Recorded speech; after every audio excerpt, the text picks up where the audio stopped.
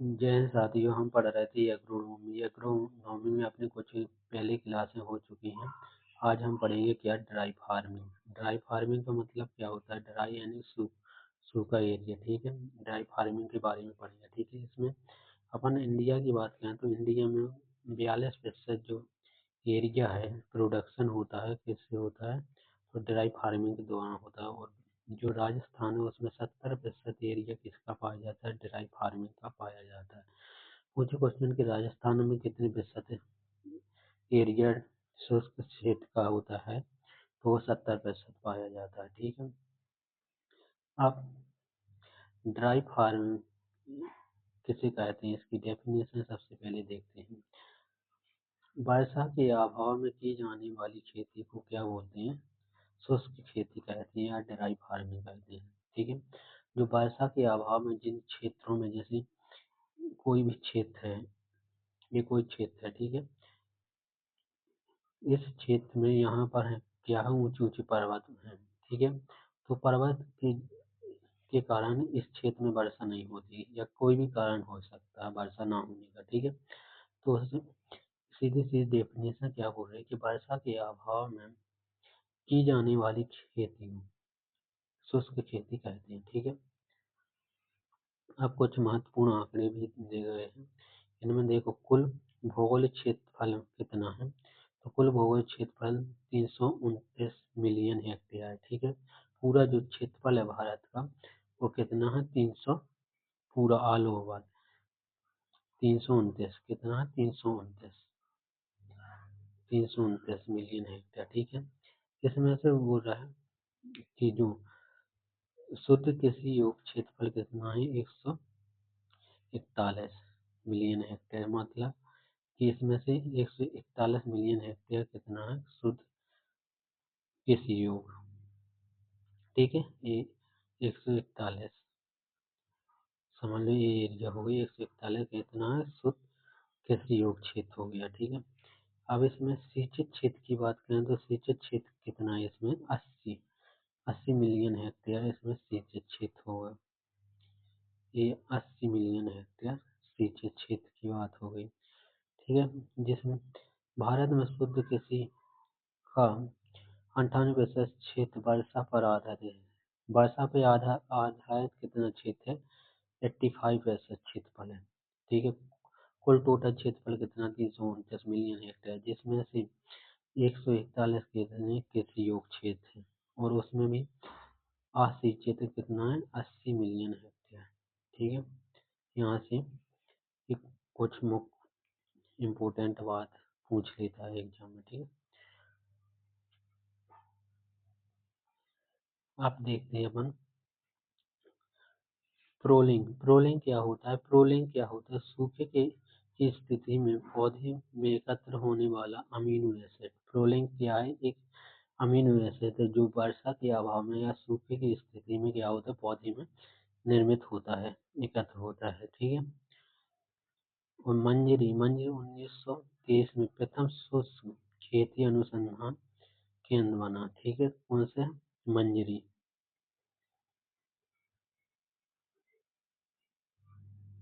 पूछे कि प्रथम शुष्क शुष्क खेती अनुसंधान केंद्र कहाँ पर है? तो मंजरी में, ठीक है। कहाँ पर है? तो मंजरी। अब शुष्क खेती के टाइप के बारे में पढ़ते हैं। तो शुष्क खेती की मुख्यतः कितने प्रकार की टाइप होती हैं? तो 3 प्रकार की टाइप होती हैं, ठीक है। पहला है ड्राई फार्मिंग, दूसरा है ड्राई लैंड फार्मिंग, फिर रेन फेड फार्मिंग।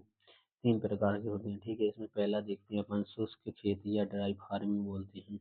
यहाँ वर्षा कहाँ कितने से 750 से कम होती है। कितनी? ये कम का बहुत बार पूछता है, ये चिन्ह देखिए कम का है, ठीक है। जहाँ वर्षा 750 से कम होती है वहाँ क्या होती है? ड्राई फार्मिंग कहते हैं उन क्षेत्रों को। कारण क्या होता है?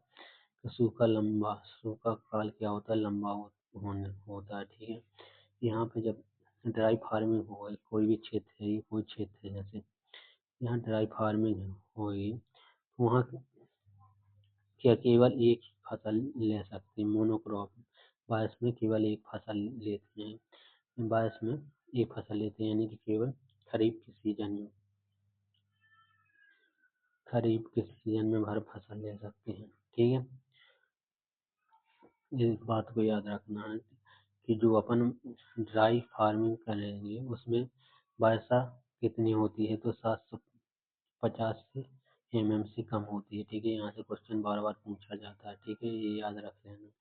ठीक है, और किसके लिए, मोनोक्रॉपिंग के लिए उपयोग होती है। ठीक है, उदाहरण के लिए बात करें तो उदाहरण के लिए इसमें कौन सी फसल लगा सकते हैं, मिक्स फसल क्रॉप लगाते हैं। ठीक है, मिक्स क्रॉप का मतलब होता है कि एक ही खेत में ये कोई खेत है, इसमें दो से अधिक फसलें एक साथ दी जाती हैं। ठीक है, मिश्रित फसल बोलते हैं। ठीक है, और एक आता है मिक्स फार्मिंग। मिक्स फार्मिंग में क्या होता है, फार्म एक बिल्डिंग की तरह ही अपना याद, फार्म में पूरा मिक्स फार्मिंग होता है। जो मिक्स फार्मिंग के बारे में बताता हूँ मैं आपको। जो मिक्स फार्म होता है,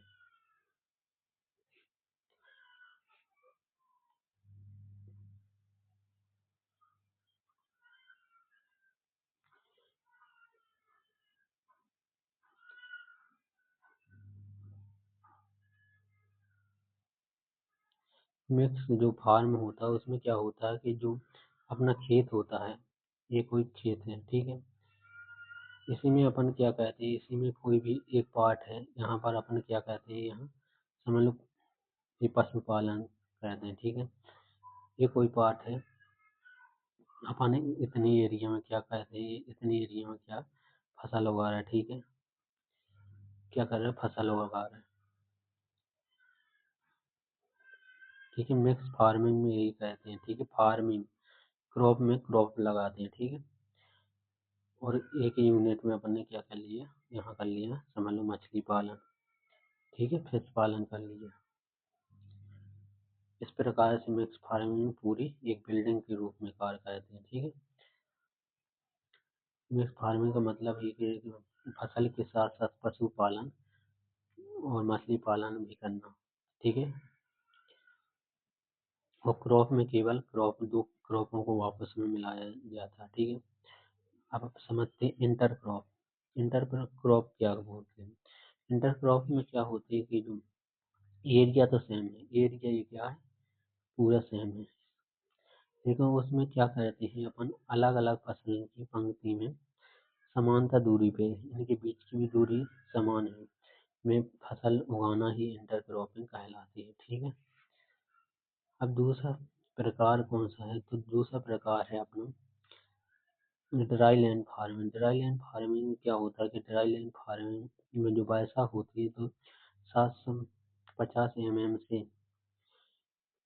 1150 तक होती है। ठीक है, इसमें क्या कहते हैं, इसमें डबल क्रॉपिंग कर सकते हैं, और बुवाई के लिए मुख्यतः किसका उपयोग करते हैं, सीडल दोनों कतारों में की जाती है। ठीक है, एग्जाम्पल की बात करें तो एग्जाम्पल क्या है, इंटर क्रॉपिंग। ठीक है, ये केस का एग्जाम्पल है, ये ड्राई लैंड फार्मिंग का है। ठीक है,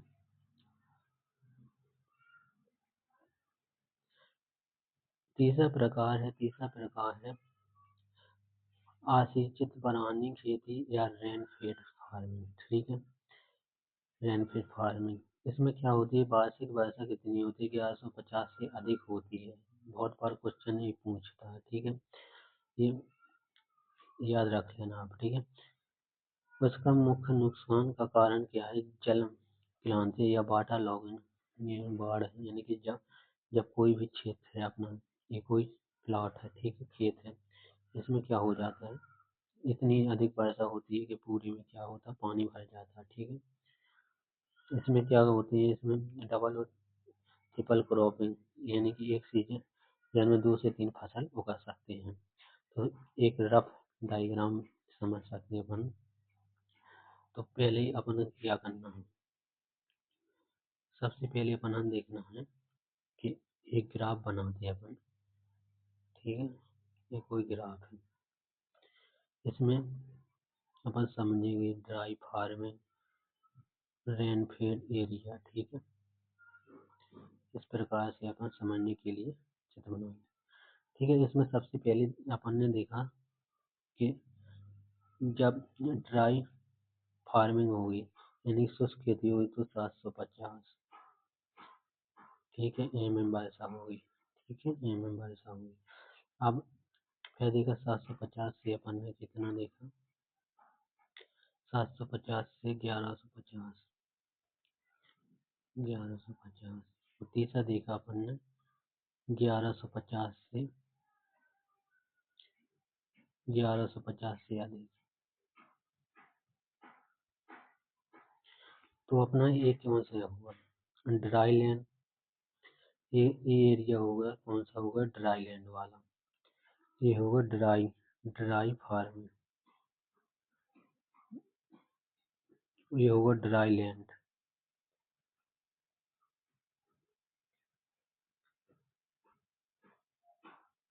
ठीक है, एक कौन सा एरिया होगा, dry farming, dry land farming. और अगला है, और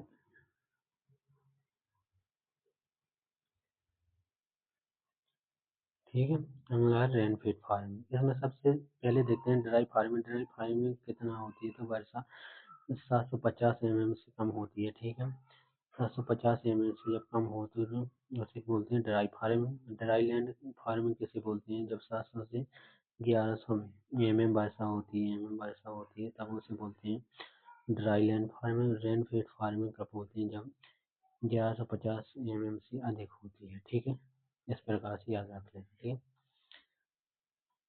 अब कुछ प्रिंसिपल हैं शुष्क खेती के प्रिंसिपल।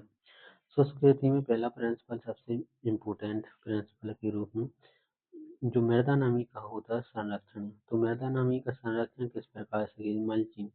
मल्चिंग में क्या होता है कि जो मृदा सतह को ढक दिया जाता है, कोई भी अपनी ये मृदा सतह है, ठीक है, इसे ऊपर से क्या करना, ढक दिया जाता है। तो ढकने से क्या होता है, ठीक है, इस प्रकार से कवर किया जाता है। तो इससे ये मुख्य फायदा होता है कि जो नमी होती है तो नमी की हानि नहीं होती है। ठीक है, नमी की हानि नहीं होती है। ठीक है, और क्या होता है, जो नीचे खरपतवार होती है वो भी नष्ट हो जाती है। ठीक है, मुख्यतः नमी संरक्षण किया जाता है। ठीक है, और अगला है जलधारण क्षमता को बढ़ाने के लिए अपने क्या कहते हैं, केवल खाद या मेन्यू द्वारा सुधारा जाता है। और इसमें क्या कहते हैं कि वायु अवरोधक वृक्ष लगाए जाते हैं। वायु अवरोधक वृक्ष क्यों लगाया जाता है, क्योंकि ये एरिया है, समझ लो। ठीक है, ये कोई एरिया है, इसके चारों ओर वायु अवरोधक वृक्ष लगा देते हैं। क्यों लगाते हैं, क्योंकि जब भी हवा आती है तो क्या होते हैं, नमी को अपने साथ ले जाते हैं। गर्म हवा हमेशा ऊपर उड़ जाती है और ठंडी हवा उसके स्थान लेती है। इसलिए क्या करते हैं अपन, वायु अवरोधक वृक्ष लगाते हैं। यहाँ से क्वेश्चन पूछे किस दिशा में वायु अवरोधक वृक्ष लगाते हैं, तो उत्तर से पश्चिम दिशा में। ठीक है, ये याद रख लेना। अब कुछ मुख्य पदार्थ हैं जो वाष्पोत्सर्जन को रोकने के लिए अपन यूज कर सकते हैं। इसमें सबसे पहले हम वायु अवरोधक पदार्थ की बात करें तो अपन रंध्रों को बंद करने के लिए अपन ABA, indole butyric acid, 2,4-D, CO2 और PMA और एस्ट्राजीन का उपयोग कर सकते हैं। परत बनाने वाले पदार्थों का उपयोग कर सकते हैं, जैसे अपन के मोम का उपयोग करते हैं। आज जो बाजार में अमरूद वगैरह होते हैं आते हैं तो उनके ऊपर क्या है, अमरूद या फिर सेब के ऊपर क्या पाई जाती है, मोम पाई जाती है। सेब के ऊपर क्या पाई जाती है, मोम पाई जाती है, सेब। आप में से कोई बता सकता है सेब में क्रोमोसोम नंबर कितने होते हैं, मैंने अगले लेक्चर में बताया था। तो इस सेब में 2n बराबर क्रोमोसोम की नंबर पूछे तो कितने होते हैं, 50 होते हैं। ठीक है, ये अपने मार्जिन पेज पर लिख लेना। ठीक है, ये चीज़। अब देखते हैं कि प्रकाश को परावर्तित करने वाली कौन कौन से पदार्थ होते हैं, तो उनमें केओलिन, चूना और चाइना क्ले, ठीक है, जो चाइना मिट्टी होती है, चाइना क्ले होती है, इस नाम से एक मिट्टी है। वो भी क्या कहती है, प्रकाश का परावर्तन कहती है, ठीक है। और वृद्धि अवरोधक क्या कहते हैं, साइटोसिन का छिड़काव कर सकते हैं, ठीक है। तो थैंक यू, मिलते हैं अगले लेक्चर में।